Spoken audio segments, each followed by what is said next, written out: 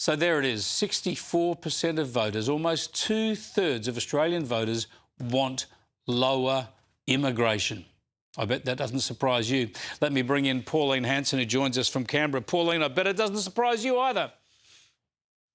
No, of course it doesn't surprise me. I've been saying it for decades, Chris, and to listen to this and the polling that's happening, it's encouraging. I thank people for their support, and something has to happen about it. So we're putting pressure on the major political parties to start addressing the policies. And it just makes me, you know, I feel so sick when I hear Labor out there saying, but we are actually controlling immigration numbers now. We've reduced them after you were the ones that actually had mass migration of 740,000 in 1 year between 22 and 23, and now you've caused the problem. Now you're taking credit because you're reducing it. Give me a break. Yeah, it is laughable. There are small reductions from record highs. It's still mass immigration by any examination of the figures and our historical intake. Just on the polls, though, my point about how One Nation and the coalition parties combined have a higher primary vote than the Greens and Labor combined, that kind of demonstrates the mess of politics at the moment, because Labor at 30%, that's a record low for Labor. I'm not suggesting they're going to lose government at the moment. They're benefiting from chaos on the coalition side, on the right of centre side. Isn't that the case?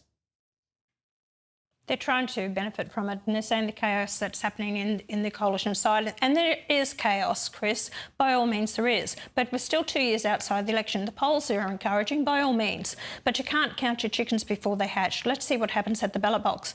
My job now is to encourage people to vote for One Nation, because we are determined to change the policies and mass migration, address cost of living, address climate change, BS that's going on there.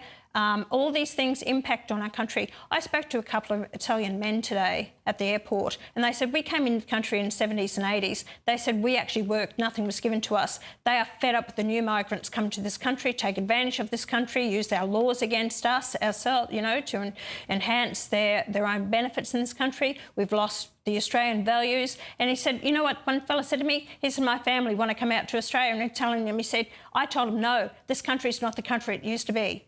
This is what you got migrants telling their families want to come here. We are in a hell of a mess in this country. And the young ones, Chris, I've got to tell you this, the younger ones that turned up on Australia Day, they're coming out of the woodwork. They're saying, hey, we understand what this country has become. We don't want any part of it, because this is our country.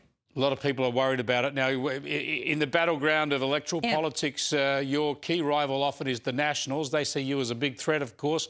They're about to have a leadership spill. Colin Boyce is going to challenge David Littleproud. Is he any choice, or are we likely to see someone else put up their hand, perhaps someone like Matt Canavan? Colin's a nice bloke. He's really involved in his own constituency, and he fights hard for them. I like Colin as a bloke, but he won't win the leadership. Okay, challenging that. He may be actually doing that to get someone else to put up for the leadership against David Littleproud.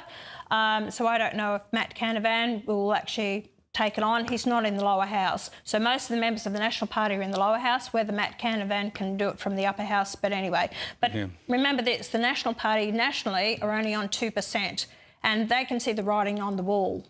Just quickly, Pauline, your big problem, I would predict, in the lead up to the next election is going to be candidates in the House of Representatives. You're going to have to find a hell of a lot of candidates around the country, and I predict you'll end up with some doozies that will embarrass you.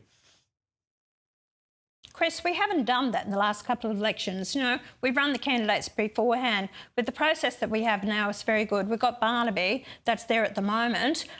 So anyway, Chris, we've got some really, really good candidates. We'll be announcing them in the next few months, who our candidates are. We've got good talent there, people that are, you know, want to make a difference in this country, will fight for it. So don't underestimate myself or the party or our candidates. I tell you what, all of us, or the whole lot of them, the political parties can answer for some of the doozies they've had over the years, I can tell you. And the biggest doozy the Labor Party has at the moment is Chris Bowen. So don't tell me that about my candidate. Yes, spot on. You're right. They've all had some doozies, but I tell you what, Pauline, you are not a fringe player. At times you have been.